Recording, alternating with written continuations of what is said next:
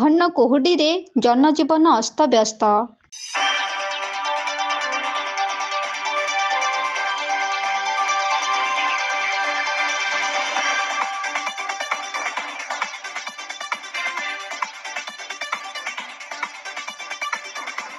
ରାତି ପାହି ସକାଳ ହେଲେ ଜୀବଜଗତ ଖୋଜିଥାଏ ସକାଳ ସୂର୍ଯ୍ୟର ସୁନେଲି କିରଣଟିଏ। ସକାଳର ସୁନେଲି ସୂର୍ଯ୍ୟ କିରଣ ଜୀବଜଗତକୁ ଯେତିକି ଆନନ୍ଦ ଦେଇଥାଏ, ସେହି ସୂର୍ଯ୍ୟ କିରଣ ପାଇ ମଣିଷ ସମାଜ ତାର ନିତିଦିନିଆ କାର୍ଯ୍ୟର ଶୁଭାରମ୍ଭ କରିଥାଏ। କିନ୍ତୁ ସେହି ସ୍ୱପ୍ନକୁ ବିଳମ୍ବିତ କରିଦେଉଛି ସକାଳର ଘନ କୁହୁଡ଼ି ପରିବେଶ। ଚତୁର୍ଦିଗ ଶୂନଶାନ୍। ଯେଉଁଆଡ଼େ ଚାହିଁବେ ଧୂଆଁଳିଆ ପରିବେଶର ଏକ ଶୂନଶାନ୍ ବାତାବରଣ। ରାସ୍ତାଘାଟରେ ଲୋକମାନଙ୍କ ଯିବା ଆସିବାର ଦୃଶ୍ୟ ଦେଖିବାକୁ ମିଳୁନାହିଁ। ଧୂଆଁଳିଆ ରାସ୍ତା ଉପରେ ଗାଡ଼ି ଗଡ଼ୁଥିଲେ ମଧ୍ୟ ଆଖିକୁ ସ୍ୱଚ୍ଛ ଭାବରେ ଦେଖାଯାଉ ନାହିଁ।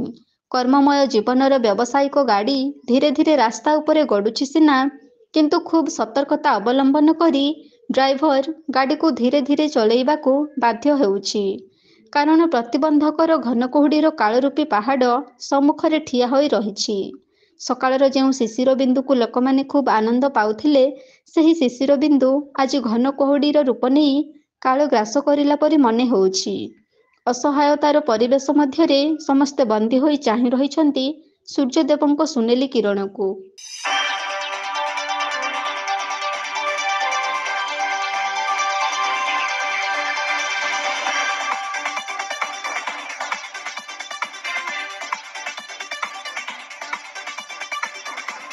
କେନ୍ଦୁଝର ଜିଲ୍ଲା ପାଟଣା ବ୍ଲକ ଅଞ୍ଚଳରେ କିଛି ଦିନ ହେଲା ଘନ କୁହୁଡ଼ିର ପ୍ରଭାବ ଜାରି ରହିଛି।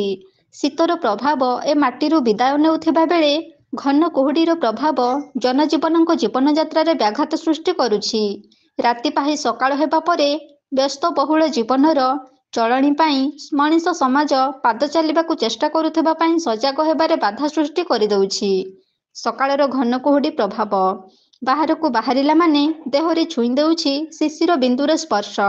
ବର୍ଷା ଟିପାର ଭ୍ରମ ସୃଷ୍ଟି କରି ସାରା ଜୀବଜଗତକୁ କବଳିତ କରି ରଖିଛି ସକାଳ କୁହୁଡ଼ିର ଅସହ୍ୟ ପରିବେଶ। ଏହି ଘନ କୁହୁଡ଼ିର ପରିବେଶରେ ପରିବା ଚାଷ ଉପରେ କ୍ଷତି ହେବାର ସମ୍ଭାବନା ରହିଥିବାରୁ ପରିବା ଚାଷୀଙ୍କ ମନରେ ଭରିଯାଇଛି ଚିନ୍ତାର କଳା ବାଦଲ। କେବଳ ଯେ ଚାଷ କାର୍ଯ୍ୟ ଉପରେ ଘନ କୁହୁଡ଼ି ବିପଦ ସୃଷ୍ଟି କରିବ ତାହା ନୁହଁ, ଜୀବଜଗତ ଉପରେ ମଧ୍ୟ ସ୍ୱାସ୍ଥ୍ୟ ପକ୍ଷରେ ଅସୁବିଧାର ସୃଷ୍ଟି କରିବାର ଭୟ ଗ୍ରାସ କରିଛି। ଏମିତି କେତେ ଦିନ ହେଲା ଏ ଅଞ୍ଚଳରେ ଘନ କୁହୁଡ଼ି କବଳିତ କରି ରଖିଥିବା ଯୋଗୁଁ ଜୀବନଯାତ୍ରାରେ ଖୁବ୍ ବ୍ୟାଘାତ ସୃଷ୍ଟି କରିଛି।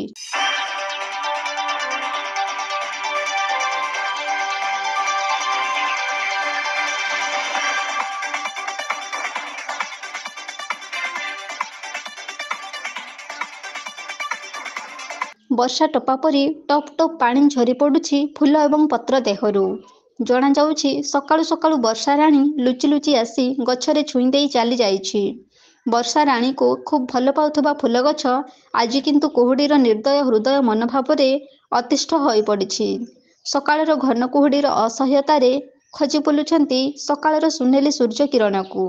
କିନ୍ତୁ କେତେଦିନ ଯେ ଏମିତି ଘନ କୁହୁଡ଼ିର ପରିବେଶ ଏ ଅଞ୍ଚଳକୁ ଗ୍ରାସ କରି ରଖିବ କଳ୍ପନାର ବାହାରେ। ଘନ କୁହୁଡ଼ିରେ ମଣିଷ ଜୀବନର ଜୀବନଯାତ୍ରାରେ ଖୁବ୍ ବାଧକ ସାଜୁଥିବା ବେଳେ 9ଟା ନ ହେବା ପର୍ଯ୍ୟନ୍ତ କୁହୁଡ଼ିର ପ୍ରଭାବ କମୁନାହିଁ। ସତେ ଯେମିତି ଜଣାପଡ଼ୁଛି ଘନ କୁହୁଡ଼ିର ପରିବେଶ ଗ୍ରାସ କରି ଏ ଅଞ୍ଚଳକୁ ଦାଉ ସାଧୁଛି। ପ୍ରାକୃତିକର ରୂପରେଖ ପ୍ରକୃତି ସୃଷ୍ଟି କରିଥିବା ପରିବେଶ ଉପରେ ମଣିଷ ସମାଜ ସବୁବେଳେ ହାର ମାନି ଆସୁଥିବା ବେଳେ ସକାଳର ଘନ କୁହୁଡ଼ି ପାଖରେ ମଧ୍ୟ ମଣିଷ ସମାଜ ହାର ମାନିଛି। କେତେ ଦିନ ପରେ ଯେ ଏହି କାଳରୂପୀ ଘନ କୁହୁଡ଼ି ଏ ଅଞ୍ଚଳକୁ ଗ୍ରାସ କରି ରଖିବ, ଆଉ କେତେ ଦିନ ପରେ ସକାଳର ସୂର୍ଯ୍ୟକିରଣକୁ ପ୍ରତିବନ୍ଧକର କୁହୁଡ଼ି ଜାଲକୁ ଦୂରେଇ ଦେବ, ସେହି ଅପେକ୍ଷାରେ ଜନଜୀବନ।